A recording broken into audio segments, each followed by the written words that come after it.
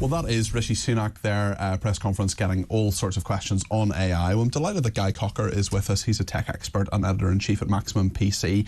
Just tell us your initial reaction to this, because we've had this quite substantive agreement between these different countries, including China. We have many sort of leading AI countries that have been involved with this conference, and all apparently, according to Rishi Sunak, singing from the same hymn sheet. What do you think of this?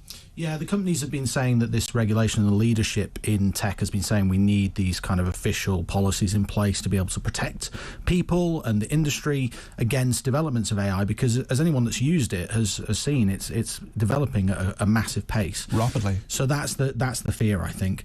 I think that what the US has done today by putting out a proposal, 100-page document, saying that exactly the same thing, we need to have controls on this, we need to have more transparency on what's being developed, once certain teraflops of performance are reached, that's really important. And I think everyone is singing from the same hymn sheet. But I wonder if that's achievable. Let's get into that after the break. We've got to take a break now, but I want to get into that with Guy after the break. Stay with us. Well, we're talking about AI because the Prime Minister has been giving a big press conference on this after the AI Summit at Bletchley Park. Guy Cocker is still with me, tech expert and editor-in-chief at Maximum PC. What did you make of what the Prime Minister was saying there? He said quite a lot there. He said there's a big intent here. The US, China have been involved. Some people said they shouldn't invite China. He was making a reference to his predecessor, Liz Truss there. But all the world's big AI powers have signed up to this Bletchley Park communique. But really, it's a lot of what the industry was asking for anyway, was it not? Yeah, essentially. I mean, the big topics in AI at the moment are, is it developing too quickly? What needs to be controlled? Does there need to be a greater level of transparency? And I think that the tech companies were saying they needed to do that, but they do need governments and other institutions to hold them to account, I think. And I think really, for people that are watching that maybe haven't used AI tools, I would recommend they go out and try them, first of all. I've never used AI. What Chat GPT, I should say. Chat GPT. GPT, yeah, I never got it right. Is a reasonable, easy thing to use, it's the big one, yeah, and Microsoft has its backing.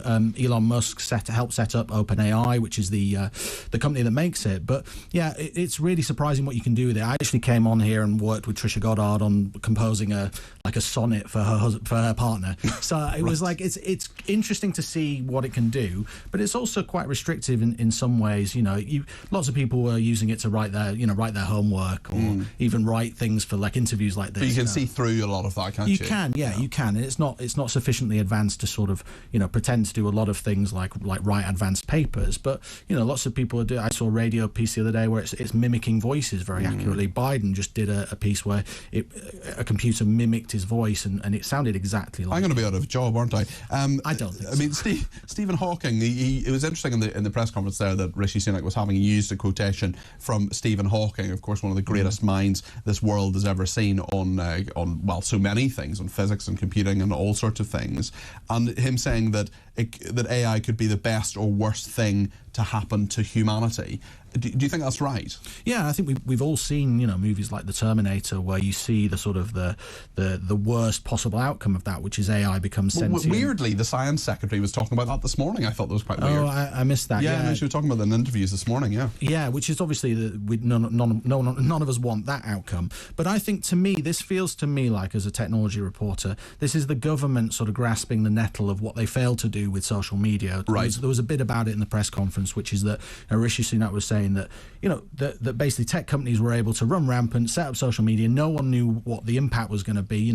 On the positive side, it's made it easier for us to stay in touch with our relatives, but on the negative side, there's all sorts of dangerous content out there. That's the Wild West. Well, exactly. But also, I mean, with that particular thing in mind, you could actually say, well, hold on, what about China? I mean, they basically gave us TikTok. There are lots of problems with TikTok in terms of what it does. Yet loads and loads of kids, for example, have it and so on. But are we getting in on the ground floor of this? Are we actually saying, I'm not in favour of loads of regulation, but if there's some regulation, certainly if something that could get out of control like AI, maybe that's a good thing, and maybe what the government is doing is the right thing.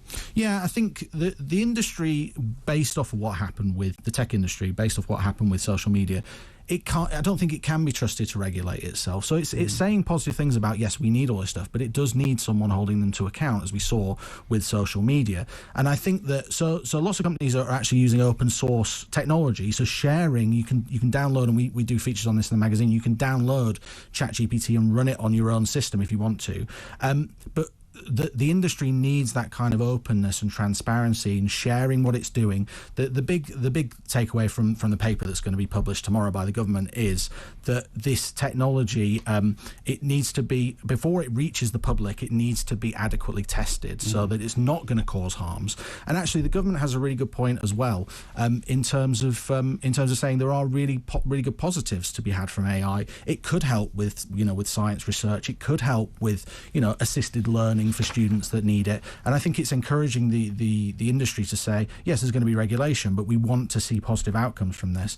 And I think it is positive that the UK's having this summit. It's been slightly overshadowed by the announcement today by the US that a 100-page paper's been published with exactly the same sort of regulations. Yeah. Has that taken the wind out of the sails of this conference, perhaps? A little bit. You can see how much Rishi Sunak is sort of loving this sort of, he loves it. He's sort of tech nerd, isn't he? Yes, well, I'm a political nerd, but he's a tech nerd. It's interesting. I wonder if I could ask you, because one of the most tangible things that people will hear, in fact, people listening to the show earlier on today would have heard the Beatles and the fact that the Beatles AI has created what is essentially a new song for the Beatles. We're going to be talking about this properly a little bit later on in the show, but is that a good thing for you? Well, I'm not. I'll put my hands up and say I'm not a huge Beatles fan. I was talking to my mum and she was lucky enough to see them when she was young. Wow. So they were amazing. But I think that the technology is there to be able to put together the instruments and the vocals. I think if you're a proper hardcore Beatles fan, you might feel that it's slightly, it's almost like getting a fake Picasso or something. It's not quite the original. A lot of people seem to like it. We've got a lot of few people getting in touch. I can honestly say that I think my favourite album that the Beatles had was The Best of the Beatles. Thank you very much. Great Alan Partridge joke. Yeah, exactly. It's actually an Office joke. It's actually Office rather than Alan Partridge. Guy Cocker, thank you very much indeed. Tech expert and editor-in-chief of Maximum PC. He's been very patient watching the press conference with me and guiding me through it. So thank you very much indeed for that. Sincere apologies. The bit where Alan Partridge says his favourite Beatles album is The Best of the Beatles is, of course, from Alan Partridge rather than The Office. Guy was right and I was wrong. Aaron is in Blackpool, wants to talk about AI.